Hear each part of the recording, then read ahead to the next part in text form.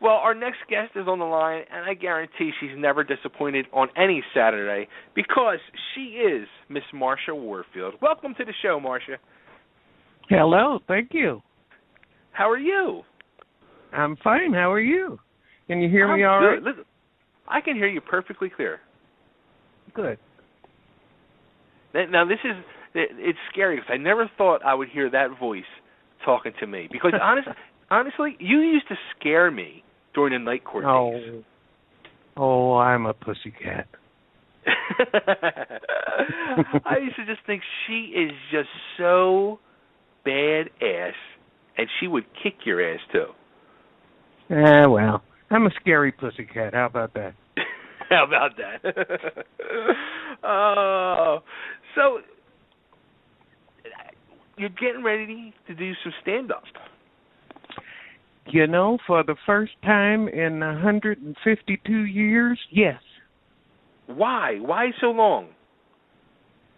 I don't have an answer to that question.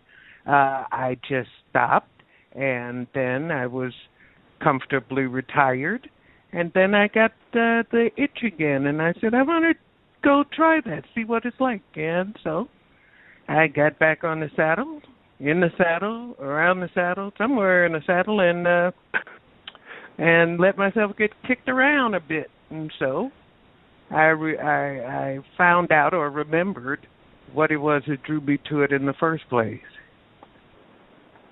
And what was it? I'm a laugh whore. Oh, that's too funny. Now, I was going through, it's funny, too, because, like, yeah, again, going back, you picture you as the character on Night Court, because that's what I grew up seeing you as, and then I was going through and I'm watching some stand-up stuff from you from YouTube, and just hysterical stuff, and I'm like, wow, like, I didn't even know you were doing, like, stand-up comedy. Is that what you started doing? Yep, started as a stand-up in 19... in Chicago at a club that Tom Dreesen was running open mic night, and I went up and did 5 minutes, and it was like, you know, a calling, like the heavens opened up and said, "You have found yourself." So. Oh, that's awesome. Now, how long were you doing that before? I guess what was your first like real big job? Was it working with Richard Pryor? Or? Well, it depends on what you call a big job. You know, when here you are. This is you and me. If you keep hearing a thing, I'm talking on my computer. And so I keep getting notices that that I'm on the radio. but I was a big gig when I first started was like the Merv Griffin show or the Jim Neighbors show or Comedy Shop or any of those kinds of shows that I was able to cut my teeth on. The Alan King show, okay? That's how long we go back. And then the Pryor show came along, and yes, that was, a dream come true. Who wouldn't have been in just heaven, to be involved in that and to actually be up close and personal with Richard Pryor, who was at that time just beginning to be recognized as God. Of comedy. So, yeah, it was a pretty heady time. And you know what's scary? Like, I didn't even know he had his own show. 4 shows, 5 if you count the special. He did a special and then got picked up for a series. I saw a clip. It was you and him. It was called Uncensored Food Foreplay, and I was hysterical. That was my first sketch ever. There was no rehearsal.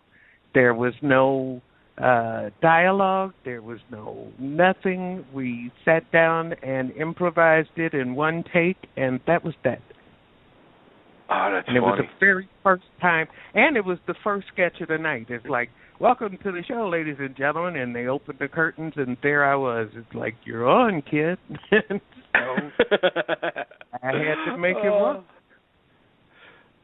And just, it's funny because I've heard people talk about that a lot more and more, where doing scenes without any dialogue really shows the talent that you have as an actor.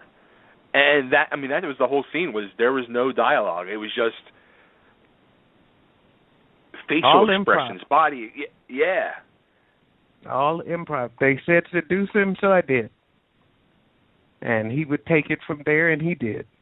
And so that was the way it went.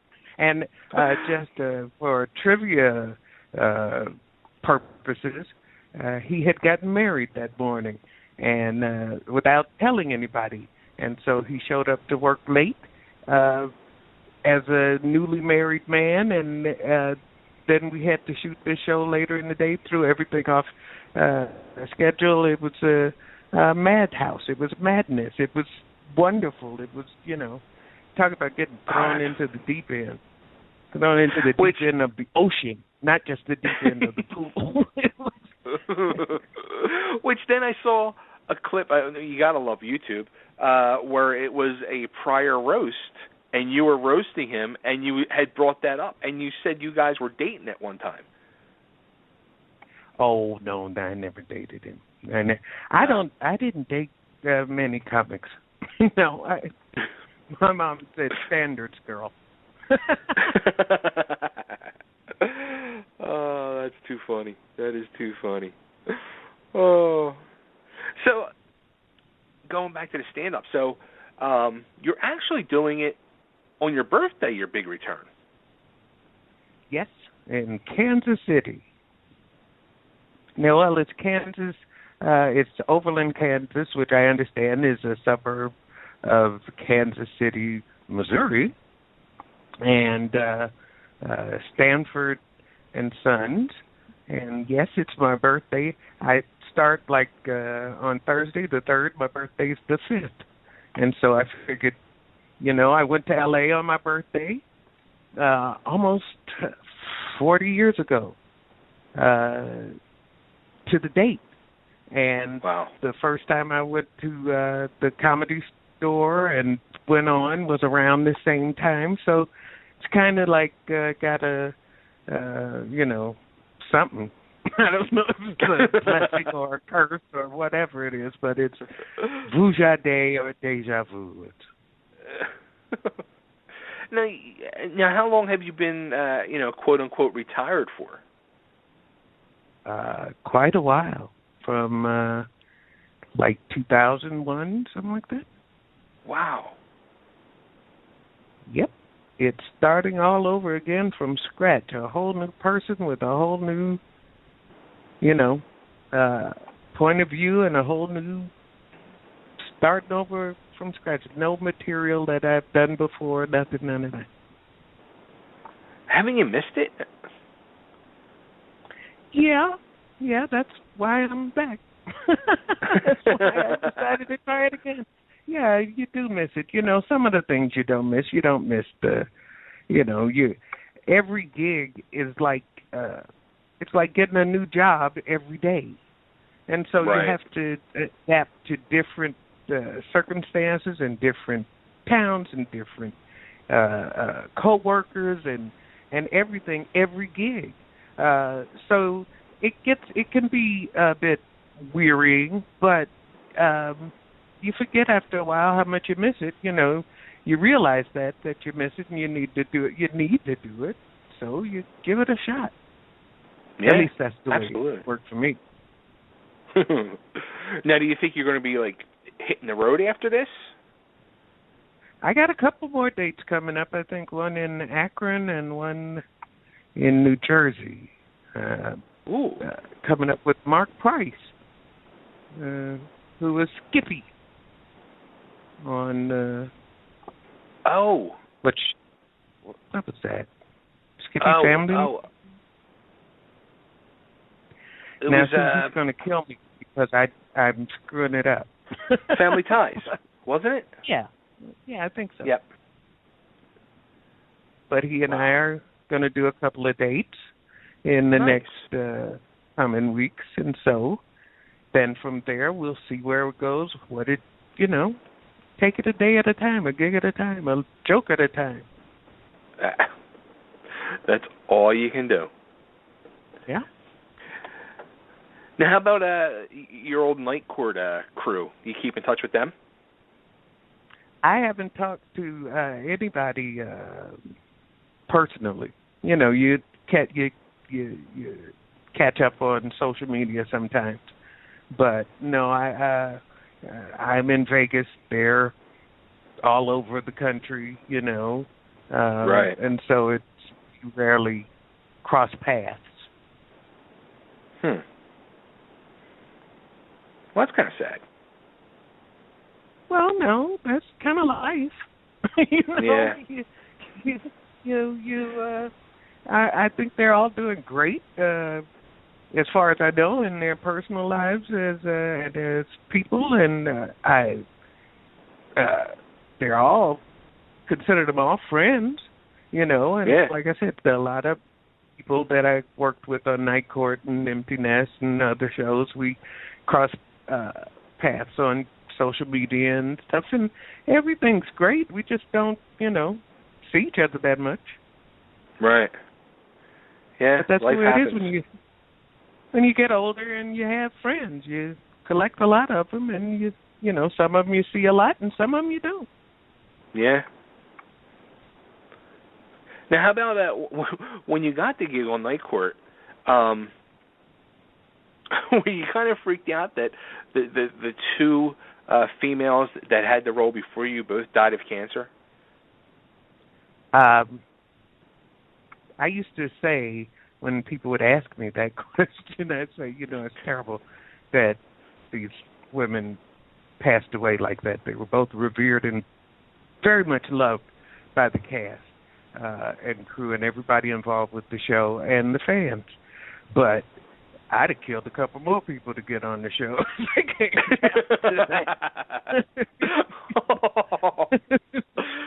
Oh, that's funny. That is so funny. Who was your favorite character on the show to work with? Everybody was, every show had, the regular cast, and then there were the guest cast, and so I got to work with all kinds of people that, were just iconic. Johnny Carson did the show. Burt Parks did the show. Mel Torme.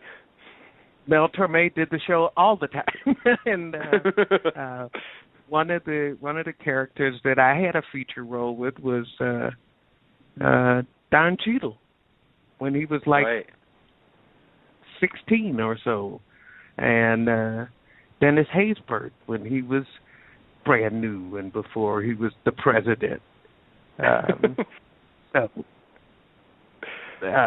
I got to work with a lot of different, really cool people.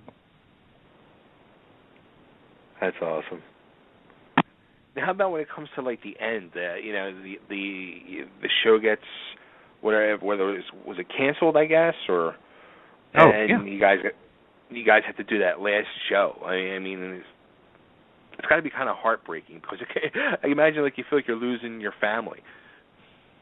Yeah, and you're also losing your mortgage payment. You need another gig, let's be practical. But, yeah, it's there comes a time when you wonder if you can do it another season. I think every show hits that. Night Court went on for 9 seasons total, and it gets to the point where can you keep it fresh? Can you do it again? And we wanted to try, but it just didn't work out that way, and that's one of the realities of the business. All good things come to an end sooner or later, and when it did, we shed a few tears, But I think we were all grateful for having done it, Sure. for having spent that time together just to have a laugh and sing a song.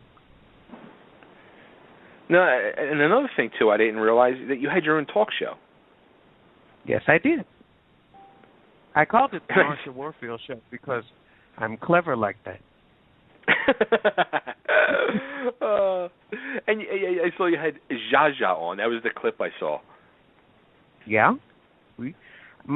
What I wanted was to bring people on the show and have a diverse audience of all backgrounds, ages, races, religions, whatever, and have basically a huge roundtable discussion with the audience, with the call-in audience, and the network didn't want that. They wanted, recipes and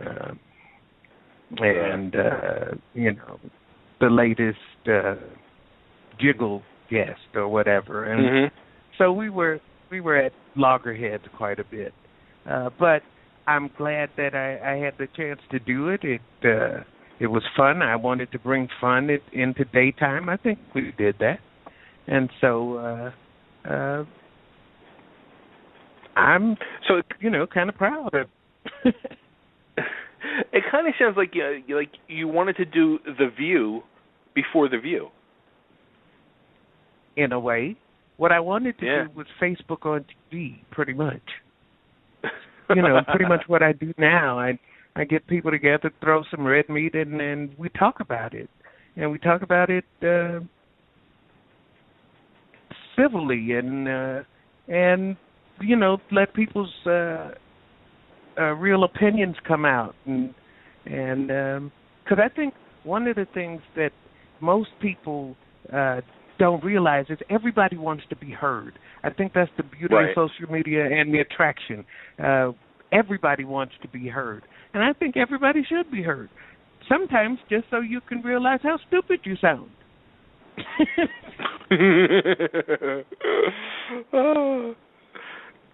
So I guess you really enjoy the whole world of social media then. Yes, very much. It kept me occupied in the retirement. I think that's what retired people do nowadays is just take to social media and rant. That's great.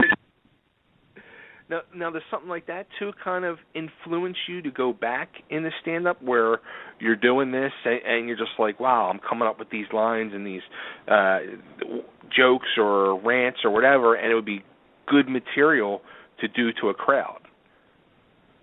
In a way, you miss the laughter. The interaction is pretty much the same, except the audience doesn't talk back in a stand-up show. We hope.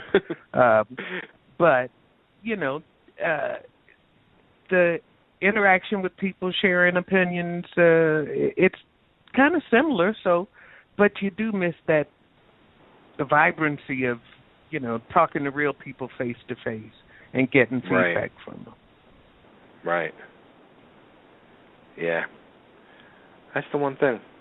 But now you'll be able to do that. I'm looking forward to it. I don't know how it's going to go. You never know how it's going to go, especially being the first time out the gate. But I'm going to give it a shot. We're going to make it do whatever it do something, and see how it floats. Well, you got to come to Philly. I will go wherever I can be had. I think I meant to say that. You know what I'll do? I'll pass your info off to, because I have the connection with people at Helium Comedy Club here in Philly. Cool. So I'll put a little plug in their ear. Love to. We'll do lunch. Absolutely. Cheesesteaks on me. Okay. Actually, there's a great burger joint right on the corner of where Helium is in Philly, the Shake Shack. Oh my God, delicious burgers. You pick. It's your town. Absolutely. Hey, we can do both. I love to eat. Oh, that's my Waterloo. Should How I about say like water weight? what? How about like reality TV? Have you ever had any offers or desires to do something like that? Not really, unless it was reality spoof, like, Right. scripted reality, and obviously scripted reality, and not surreptitiously scripted reality. Right. I would love to do that. A reality spoof, kind of show. I don't really know how it would go, but it all goes back, and a lot of people don't realize it all goes back to Edward R. Murrow, who used to go into celebrities' houses and they'd show them around and stuff, and then Loretta Young would come down the stairs in her house and have shows and stuff. So there's a tradition of that kind of coming to my home peek into the real lives of celebrities. I think that aspect is fun and would be fun to play with. I don't know exactly what form the show would take, but I think that kind of thing would be hilarious, as a scripted reality show. Have the camera show up at some time at Prince's house or whatever. You know what I mean? It just, what? And you open the door and there's, you're a Kardashian. Who knows? I just think that would be funny. How about that whole Kardashian craze? I mean, that's got to it drives everybody crazy. What do you think of them? It doesn't drive me crazy at all. I think, go for it. It says more about us than them. Who wouldn't do it if they could get away with it? Who wouldn't? That's true. What the heck? That's true. So, the fact that people are watching it and then get mad, it's like, well, who are you mad at? Because I don't think they, make anybody watch them. So, oh boy, I should go for it. That's funny. It's funny because anymore you see them so much. I think to myself, like, are they like American royalty now? Is that what it's become? Well, that 15 minutes of fame, Warhol was wrong. 15 minutes absolutely. can be a lifetime, Yeah. He got it wrong for them, that's for sure. Yeah, well, he got it right for a lot of people. Social media makes it true there are a lot of people, you turn on shows like Dancing with the Stars and they go, and the social media app star has 400 billion followers, and it's like, who is this person? I don't know them, but they're stars. They're known. They have their own awards and culture, and I think that's great too. You can find ways to express yourself that didn't exist before, and I think go for it. I don't know how to do it. I'm still at the age where, wait a minute, how you turn that on? Like most old people. I say go for it for the children whose thumbs fly all over their phones all the time. Yeah. It's a whole new world. It really is. Just glad I'm around to see it. There you go. Now, how about the autograph convention shows? Do you do any of those, or any interest in doing stuff like that? Well, I haven't. I don't know. I'm pretty much open for a suggestion at the moment. I'm more focused on building a really good act, and seeing where it takes, pretty much like I did when I first started. You build the act, you do the time, you get yourself good, and then let the good stuff happen. Right. Absolutely. Cool. Well, it sounds like you're going to have fun doing it.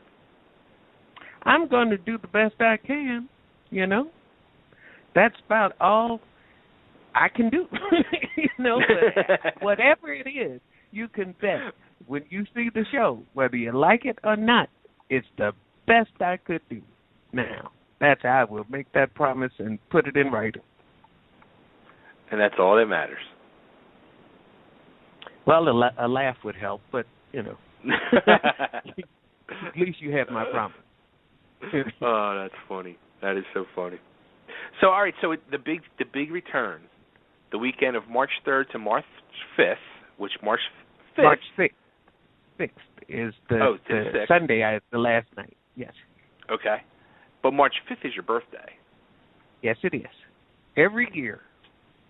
Every year. So far. So it's in Kansas City at the Stanford Comedy Club? Yeah, Stanford and Son. Stanford and Son, Yeah. I've seen it there. Nice. Well, cool. It's my first time there, too. So. Where can you get... where can everybody find more information out and get tickets? And I don't know. I mean, I post out. I try to post it on the Twitter and stuff to let you know. Stanford Sun Comedy Club. I'll try to get the information out as much as possible so that everybody can come see me if you're in the area. I'd love to see you. You can reach me at Marsha Warfield on just about every social media, whatever. And that's what I got right now. Like I said, I'm still feeling my way into the all the aspects of the business again. So I knew you were serious about social media when I saw you were actually on Instagram too. Oh, hey. I'm on things I've never used. I got the apps. I just don't use them. Oh, that's great. That is so great. So, all right, well, Marsha, I want to thank you so much. It's been fun. Well, thank you and for having me. I appreciate it. I'm looking forward to it. I hope you come to Philly. Yeah. I might, maybe I'll go on a hunger strike until I can get that cheesesteak. There you go. I'm going to tell them that. Great. And before I let you go, can I get you to cut an ID for me? This is Marsha Warfield, and you're listening to Totally Driven Radio. Sure. Now? Now? Sure. Go for it. Okay. Hi, this is Marsha Warfield, and you're listening to Totally Driven Radio.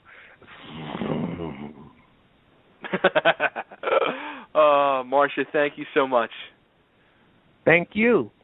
You're welcome. And I'll be in touch. I'm going to throw that email out there for you. All right. Thank you. I appreciate it. You're welcome. Take care.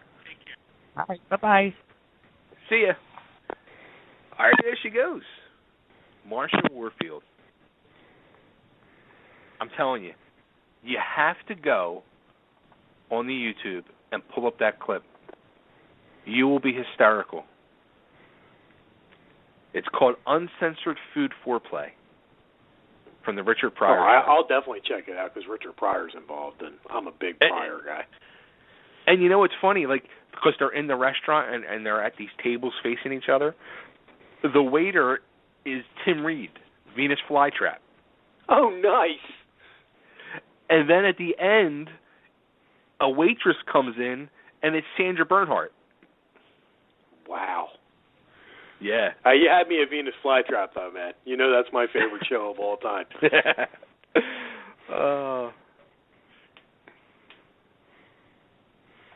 that was funny. I'll tell you what, though, man, she had a tough job coming on the night court. Because like she said, that role was almost cursed. Like the actress who played Thelma died, and then they brought in another actress that was sort of like Thelma in Florence. She up and dies, and it's like, geez, who do we get to be this bailiff to bounce off of Bull? Yeah.